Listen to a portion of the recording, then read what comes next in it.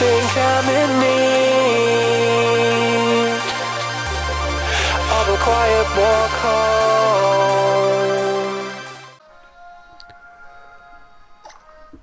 What's up, everybody? Willy here, and this is a battle I had against Gage. He's a really good guy, and this team is his third team, I think, but it's his first double team, and it is really good. I had trouble with this, and we did this battle while we were on the stream of Nitro Wing. You guys should check them out. If you guys still haven't, I'll link them in the description or put them somewhere, you know. But anyways, getting right into this battle. I decided to go Mega, and I was thinking that his Sableye had Prankster, because that's really common, and so I was like, okay, hopefully I'll copy it, but I got Keen Eye, and I was like, Keen Eye? I'm like, is that a Drapion's hitting ability or something? But I wasn't too sure, and he did a good move by going with Fake Out on my Alakazam, because I was actually going to go for the sub and be protected. But after that, I realized this is not the best place for my Alakazam, because there's two dark Pokemons. So I'm just going to switch out, and my Espeon is going to do her job, or his job, by putting up both screens up, and yeah, being awesome like that. But Drapion activates my red card, and red card switches him out into his Garchomp. And he goes for the Shadow Claw on my Rotom, and Rotom can take that because he's a beast. Plus we have the Reflect and Light Scream up on my side of the team, which will be really helpful. And he goes Mega here, and this thing is probably the biggest threat right now because it is a Garchomp, and Garchomp is pretty OP, and I didn't think my Psychic would do that much. And right here I thought I was gonna die, but then I remembered, oh wait, I have my Focus Sash on my Espeon. So yeah, the reason I have Focus Sash on my Espeon is because in case they think they can KO it in one turn, you know, like a U-turn or whatever, that's not going to be the case because Espeon has that Focus Sash, and I can pull off both of my screens safely. Unless it's a double battle and they both tag team on me, then that's not the case whatsoever. Anyways, I decided to switch in my back to my Mega Alakazam and go for Dazzling Gleam and take out both of them, but I completely forgot that there's a Fairy Berry, you know, that lets you weaken fairy damage move or whatever, and that's what really screwed me there. But it doesn't matter because Rotom comes back and you know, just KOs it. And now he switches into his Ludicolo and his Heliolisk, I think that's what it is. And this thing, I completely was kind of scared of this. I was like, oh well, it's whatever. It's just a water and electric Pokemon.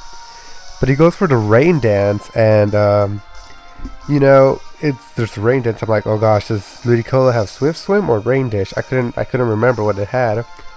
But I decided to go for the burn on that Helios just to get some residual damage, you know. But he goes for the Scald, and it breaks my sub, and I'm like, darn. It's he's just getting boost from that Rain Dance.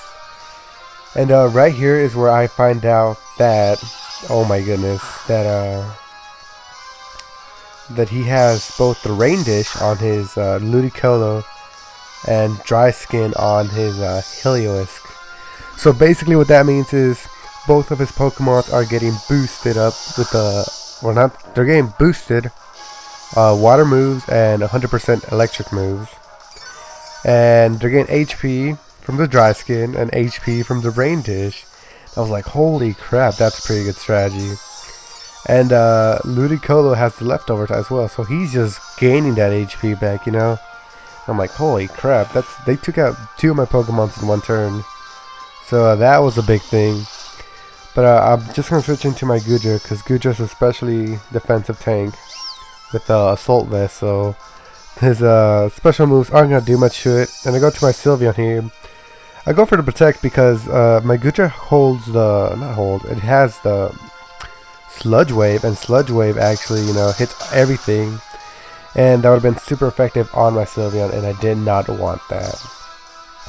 And apparently that his Ludicolo is a tank. It took that from Goodra. But then again, my Goodra isn't especially offensive or anything. I think he got some in especially special attack. I don't know. But yeah, so right here, I'm kind of nervous because, you know, these Pokemons are out. It's a pretty good duo. And I switched to my Shakira or my Scizor, mostly because I am going to go for another Sludge Wave and try and take out that Ludicolo. And since Scizor is a Steel type, he is immune to Poison types, and that is really helpful. And now that his Ludicolo's out, you know, that takes off some of the pressure of that epic dual team. And I think the burn actually is helping because he's only recovering a 6, I think. And burn, I don't know. I don't even know where I was going at.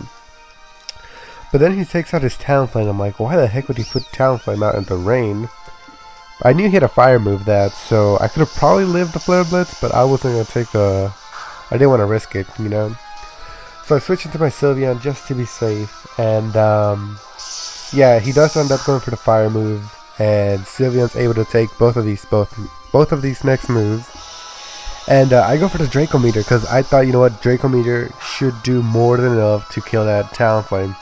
But my Gudra isn't that strong, and now I have a -2 Gudra sitting on the field. The only reason it's out there is to be a tank. And it's just like sitting there. I need to switch out my Gudra because Gudra can't do much right now.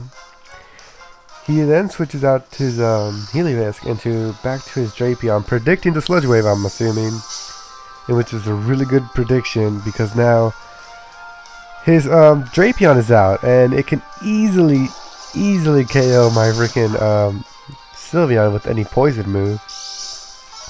So now I have to either go for the stay in with Sylveon and get it KO'd, or switch into Scizor and possibly get it KO too.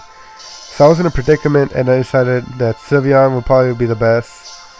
So I switched out to my Scizor, but he went for the acrobatics on my Gudra, which did a pretty good amount, and I'm like just like wow.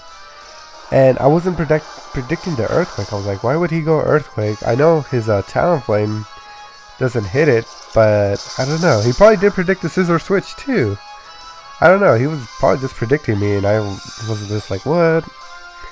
Cause if he would have gone for like Poison Jab or something, my Scizor would have been immune to it, but instead he goes for the Earthquake and takes out 2 Pokemon. And right here he realizes that my Scizor is the threat, and he goes for the Swords Dance. And I'm kind of scared because this thing is a Swords Dance, but if he would have actually hit me, that would have been game for me because Scizor would have been dead and I would just have 2 tanks.